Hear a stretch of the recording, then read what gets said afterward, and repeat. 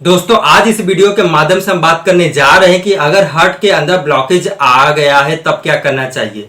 Medical term में हम इसको CAD कहते हैं, यानी कोरोनरी आर्टरी डिजीज कहते हैं। इसमें क्या होता है कि आमतौर पे देखा जाता है कि पेशेंट को ये बताते हैं उनके डॉक्टर कि देखिए आपके हार्ट के अंदर मल्टीपल ब्लॉकेज आ चुके हैं या फिर एक ब्लॉकेज आ चुका है, या फिर जो ब्लॉकेज है वो कितना प्रतिशत है और कितना प्रतिशत अभी जो है नलियां खुली हुई है, यानी जो खून का सप्लाई आपके दिल को होना चाहिए वो कितना हो रहा है कितना नहीं हो रहा है। तो इस वीडियो के माध्यम से हम लोग डिटेल में देखने जा रहे हैं कि ये क्यों होता है, इसके पीछे क्या कारण होता है। हार्ट में ब्लॉकेज अगर हो गया तो उसके अंदर कौन कौन सी प्रमुख जांचें की जा सकती है। हार्ट के अंदर अगर ब्लॉकेज हो चुका है तो उसके अंदर कौन सी दवाइयां जनरली चलती हैं। तो बने रहे इस वीडियो में अंत तक। फ्रेंड उससे पहले आप नए हैं तो मैं आपसे रिक्वेस्ट करता हूं कि प्लीज चैनल को सब्सक्राइब अभी का अभी जरूर कर ले, क्योंकि चैनल पे केवल आपको हेल्थ से रिलेटेड ही पूरी जेन्युइन जानकारी मैं देता रहूंगा। अब बात करते हैं कि हार्ट के अंदर ब्लॉकेज हो गया तो क्या होता है। देखिए फ्रेंड, हार्ट के अंदर ब्लॉकेज है, पहले हम लोग ये जानते हैं कि किन कारण से हो सकता है। पहला इसमें प्रमुखता से कारण होता है कि फैमिली हिस्ट्री है।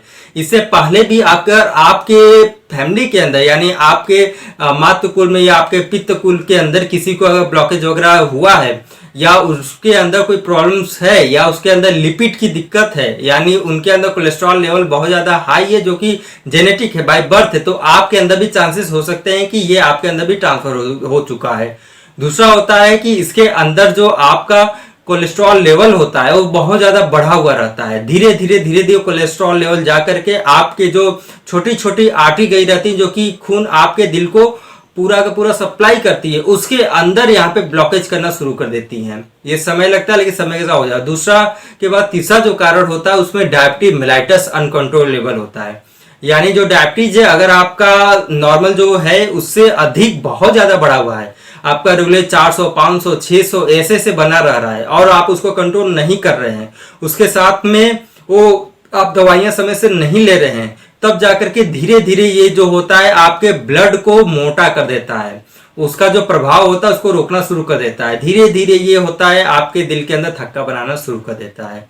एक और कारण होता है जिसमें इसको हम लोग हाइपरटेंशन भी कहते हैं। हाइपरटेंशन की वजह से भी यहाँ पे प्रॉब्लम देखने को मिलती है। इसके अंदर फ्रेंड अल्कोहल भी हो सकता है, ज्यादा शराब का सेवन कर रहे हैं, आपका डाइट प्रॉपर नहीं है, बहुत ज्यादा आप तला भुना खा रहे हैं, बाहर का बहुत ज्यादा समोसा खा रहे हैं, ये सब खा रहे हैं, तो वहां पे जो तेल इस्तेमाल किया जाता है, जो ऑयल इस्तेमाल किया जाता है, जो घी इस्तेमाल किया जाता है, वो बार बार उसी में तलते हैं, तो वो आपका जो होता है वो अनब्रेकेबल बॉन्ड बना लेता है, तो उसको डाइजेस्ट हमारा स्टमक सही से नहीं कर पाता इंटेस्टाइन में, तो धीरे धीरे आपके ब्लड में जमा होना शुरू हो जाता है। इसके अलावा आप सिगरेट स्मोकिंग बहुत ज्यादा कर रहे हैं, सिगरेट की वजह से फिजिकल एक्टिविटी आपका बहुत ज्यादा कम है, आप कभी भी एक्सरसाइज वगैरह नहीं कर रहे हैं, तब भी आपको प्रॉब्लम देखने को मिलती है। अब हम बात करने जा रहे हैं कि इसके अंदर आपके ऊपर क्या साइन सिम्टम्स समझ में आएगा, यानी कौन से लक्षण ऐसे देखने को मिल सकते हैं। तो फ्रेंड इसमें क्या होगा कि आप अगर काम कोई कर रहे हैं तो काम थोड़ा बहुत कर रहे हैं, उसके बाद में ही आपके सीने में दर्द उठना शुरू हो जाता है, आपको यहाँ पे चेस्ट के अंदर बहुत ज्यादा भारीपन समझ में आएगा, आपको लगेगा कि इसके ऊपर कोई बड़ा सा पत्थर लाके रख दिया, आपको ऐसा अनुभव होना शुरू हो जाएगा। या फिर आप हैवी एक्सरसाइज वगैरह करना शुरू कर दिए हैं तो भी अगर आपके चेस्ट के अंदर है छोटे छोटे ब्लॉकेज हो चुके हैं तो भी आपको प्रॉब्लम समझ में आएगा। कभी कभी ये प्रॉब्लम होता है कि आपका उठेगा, उसके बाद 15 से 20 मिनट में धीरे धीरे जैसे आप रिलैक्स करेंगे तो ये भी धीरे धीरे रिलैक्स हो जाएगा। इसके अलावा आपको पसीने बहुत ज्यादा आएंगे। कभी कभी ये जो दर्द होता है आपका जो लोअर जॉ होता है, यानी यहाँ पे दर्द रेडिएट होगा, यहाँ पे दर्द होगा, ये दर्द होते हुए आपके यहाँ तक भी दर्द आ सकता है, तो ये भी एक ब्लॉकेज का देखा जाता है कि साइन सिम्टम मिलता है। अब फ्रेंड हम लोग बात करने जा रहे हैं कि इसमें तो कारण समझ में आ गया, साइन सिम्टम भी समझ में आ गया, अब कौन कौन सी प्रमुखता से जांचें की जाती हैं जिसमें हम लोग कंफर्मेटरी करेंगे कि इसके अंदर कितना ब्लॉकेज है और कितना ज्यादा ब्लॉकेज इसके अंदर, इसको हम लोग कैसे ठीक कर सकते हैं, ये सब हम लोग इस जांच के अंदर देखते हैं।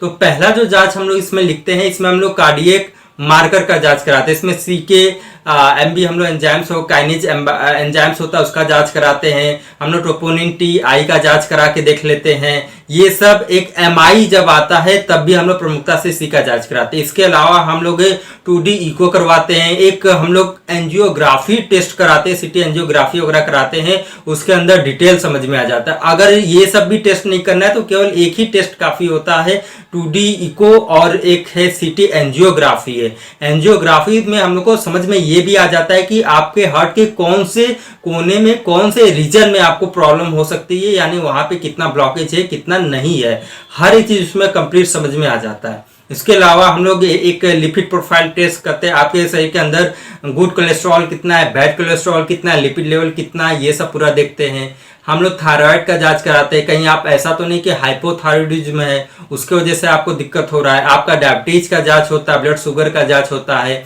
आपके अंदर जो आपका लीवर होता है, एलएफटी वगैरह उसका जांच है, केएफटी कराते हैं, किडनी फंक्शन टेस्ट कराते हैं कि किडनी में भी तो कहीं दिक्कत नहीं हो रहा है। तो ये सब जांच हम लोग प्रमुखता से इसमें कराते हैं।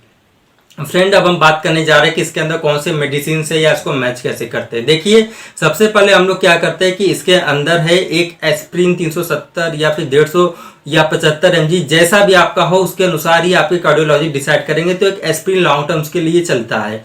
इसके साथ में अगर ये काम नहीं कर रहा है तो क्लोपिडो जेल आता है, हेपेरिन वगैरह, ये भी बहुत से डॉक्टर्स वगैरह प्रिस्क्राइब करते हैं। और इसमें है अगर आपको कोलेस्ट्रॉल के वजह से तो स्टेटिन्स ग्रुप के बहुत से आते हैं, नियासिन्स आते हैं, और फाइब्रेट्स ग्रुप के बहुत से मेडिसिन आते हैं, जेम फाइब्रेट्स होते हैं, ये सब होते हैं, वो चलते हैं। GTN वगैरह का हम इस्तेमाल करते हैं, वैसोडायलेटर्स है, और इसमें हम लोग एंटीनोलॉल वगैरह या प्रोप्रानोलॉल वगैरह होता है, इसका भी हम लोग इस्तेमाल करते हैं। तो ये प्रकार जितने ये सब मेडिसिन से, ये सब आपके कार्डियोलॉजिस्ट ही डिसाइड करेंगे कि आपको कौन सा मेडिसिन यूज करना है, कौन सा यूज नहीं करना है। और ये सब का सब मेडिसिन यूज करने से पहले है आपका एक रिपोर्ट, कम से कम 2 रिपोर्ट, एक है 2D इको और एक है एंजियोग्राफी, ये दोनों जरूरी है। 2D इको से ये हम लोग को समझ में आ जाता है कि हार्ट में है, ऐसा तो नहीं है कि हार्ट फेल्योर की तरफ बढ़ रहा है, उसको LVH है कि नहीं, इजेक्शन फ्रैक्शन कितना है, यानी एक बार में जो दिल है कितना ज्यादा खून को बाहर पंप कर रहा है, पूरे शरीर के अंदर कितना भेज रहा है, वो कितना प्रतिशत में काम कर रहा है, 60% है या 60% से नीचे ऊपर है, ये सब हम लोग डिटेल देखते हैं। उसके अलावा फ्रेंड हम लोग इसमें क्या करते हैं, सिटी एंजियोग्राफी से हमको ये भी समझ में आ जाता है कि ब्लॉकेज का कितना लेवल है, मल्टीपल एक जगह ब्लॉकेज है या ढेर सारे जगह ब्लॉकेज है। तो ये 2 जांच आपका प्रमुखता से जरूर होता है। मुझको नीचे कमेंट करके बताइए कि ये वीडियो आपको कैसा लगा। मैं नए वीडियो के साथ फिर से हाजिर होता हूँ। उससे पहले इस चैनल को सब्सक्राइब और इस वीडियो को शेयर करना ना भूले। मुझको आज्ञा दें, तब तक के लिए नमस्कार।